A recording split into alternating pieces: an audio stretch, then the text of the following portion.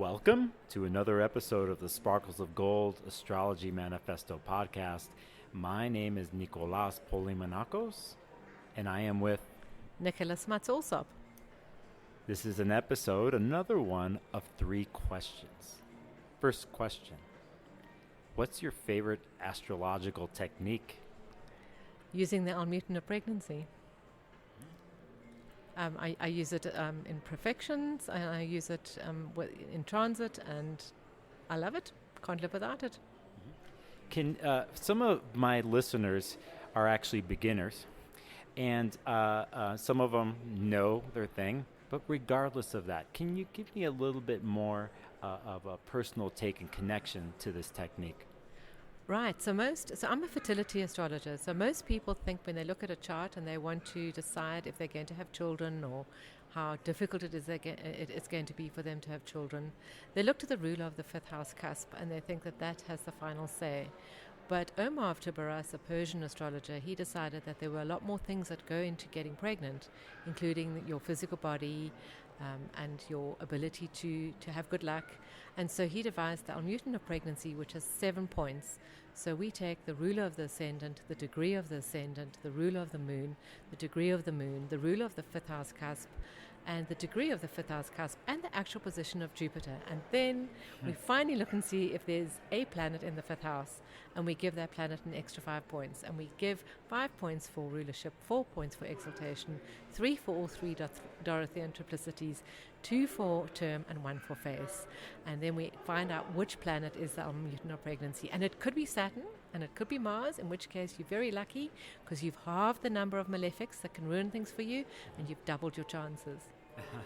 Yeah, as the beginning of your answer of on a surface level of most people in the astrology world, regardless of so-called level, it's that simplicity of just looking at the 5th house and thinking it's that simple.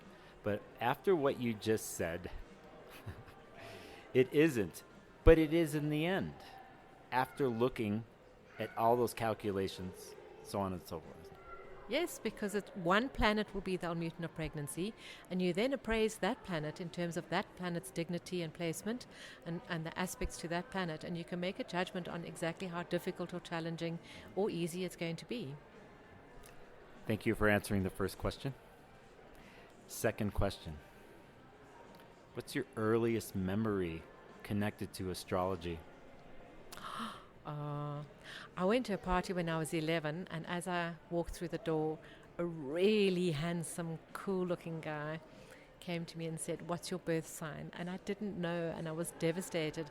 And then he said to me, "No, you just tell me when you were born." He said, "Oh, you're a Capricorn," and I just never forgot that.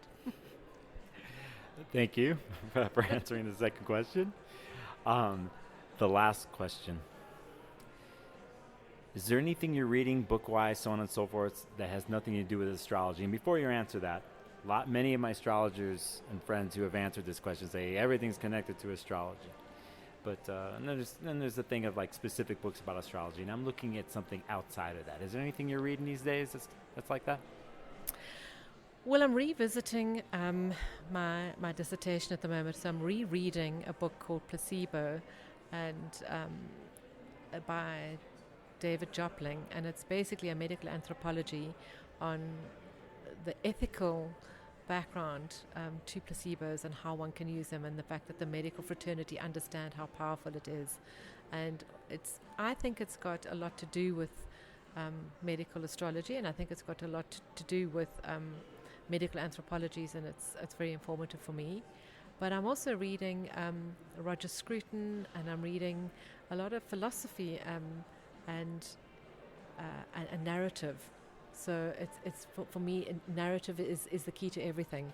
You know, our charts are a story of self-identity and kind of where we find meaning and the story of our lives and how stories are constructed.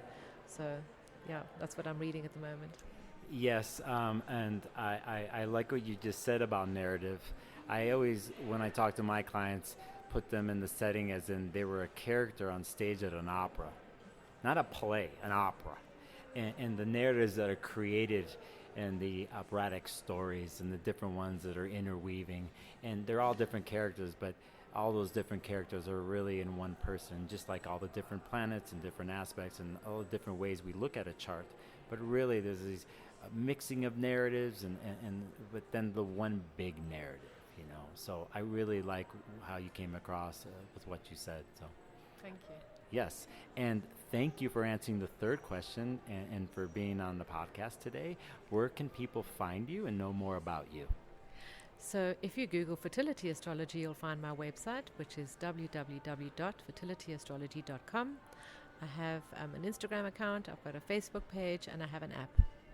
Yes, you do. And I'm going to add something here you can get me more information on. You have an incredible book that you published. When did you publish your book? That was in 2014. Seems like yesterday to me, but it was 2014. What's the name of your book? It's called Fertility Astrology, a modern medieval textbook. Thank you for being on the podcast. Oh, thank you, Nicholas. Thanks for having me.